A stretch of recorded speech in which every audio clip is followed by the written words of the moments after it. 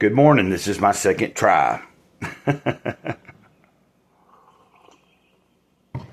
I recorded up to about 5.5 minutes of a video, and towards the end I just hit stop. I started rethinking about some of the things I said at the very beginning and everything else. But this is going to be a Jesus calling video. And let me get the... Actually, I already got a screenshot, so I don't need to do that again. And it's April 23rd.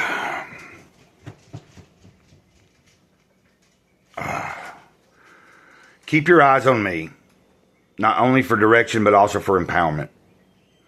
I never lead you to do something without equipping you for the task. That is why it's so important to seek my will in everything you do. There are many burned out Christians who think more is always better, who deem it unspiritual to say no. In order to know my will, you must spend time with me and join my presence. This is not an onerous task, but a delightful privilege. And I looked up the word onerous. It's spelled O-N-E-R-O-U-S. And it means to have a heavy obligation. Because I didn't know the word.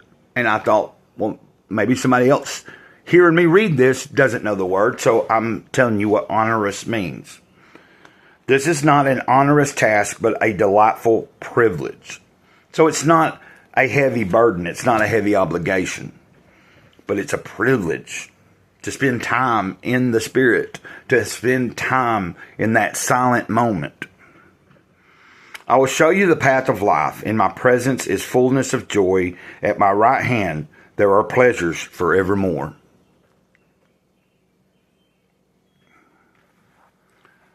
Let's see, I don't have that. Anyway, I was going to probably, I thought about starting back off with the prayer from Joel Goldsmith, but I'll use that for my own personal thing, and when I'm led to do it, I'll do it on a video. All I'm going to say is, the only prayer I really have for today is to just give thanks and gratitude. So, Psalm 141 verse 8, I look to you for help, O sovereign Lord, you are my refuge, don't let them kill me. That's a reference scripture there. Then we have Isaiah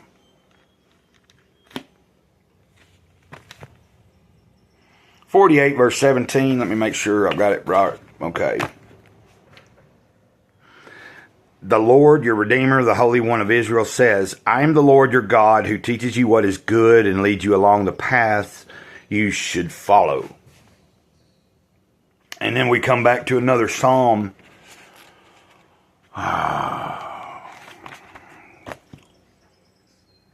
16 verse 11. You will show me the way of life, grant me the joy of your presence and the pleasures of living with you forever.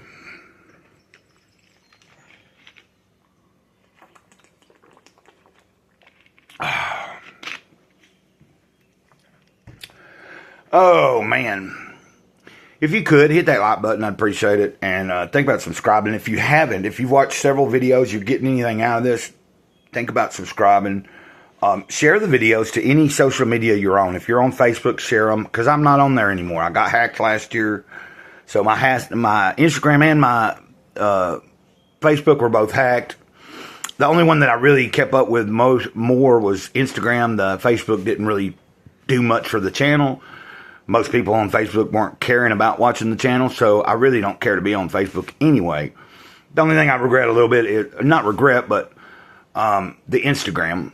I had a lot of friends there and a lot of people that were good people and connections, but the only thing I also hate, though, is that in the hacking process, whoever hacked it reached out to some of the people that were my friends or followers and tried to scam them out of money, and a few people thought it was really me, and there's nothing I can do about that. I can't fix that.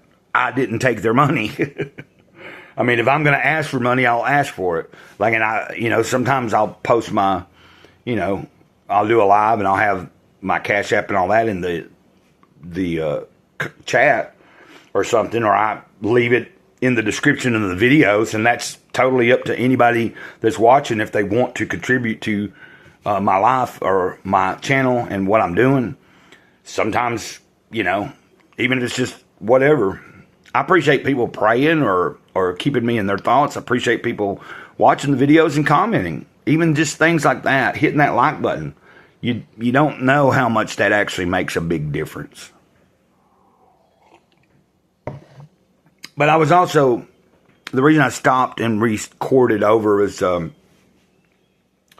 don't want to come across as bitter or anything, but I wanted to address that there's so many people that find themselves under the same banner, whether that be Christian, Muslim, Hindu, Buddhist, whatever religion they are. But even when you're within the same religion that you may follow, you'll find so many different sects and denominations and splits within that same religion. Now, we can take Christianity, for example, because I'm reading from Jesus Calling, and I'm also sharing scripture because it gives a scripture reference. But I'm meaning, in general, when you look across the world at a lot of the cultures and all the religions, there's so many different takes on things. At the end of the day, most people only have a concept of God, and that concept was something usually they were taught.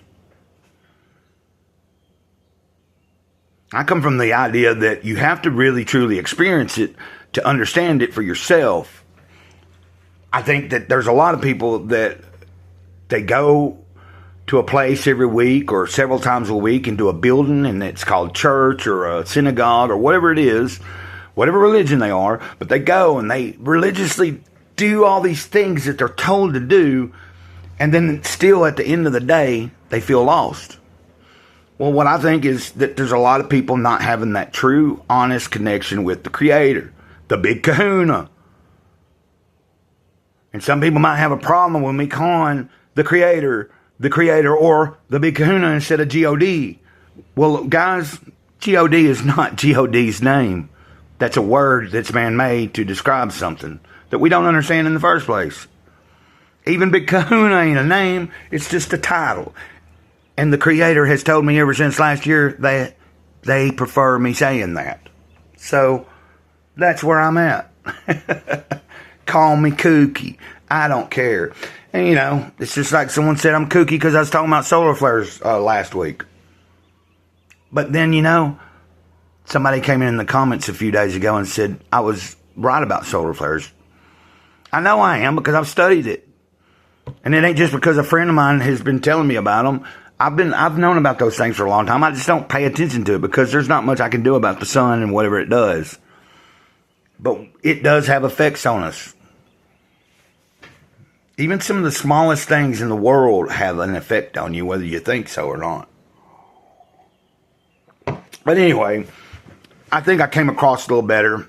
The earlier video, I feel like I might have been I sounded a little bit off or a little bit disgruntled. Now, the other day, the day before yesterday or whenever it was, when I was a little disgruntled because of my dog and just whatever else was disturbing me, I think I had every right to be a little bit off. But today, I'm in a good mood, all right? You know, I mean, I'm doing pretty good. And I expect to hopefully have a pretty decent day today. I'm going to try to do more writing, more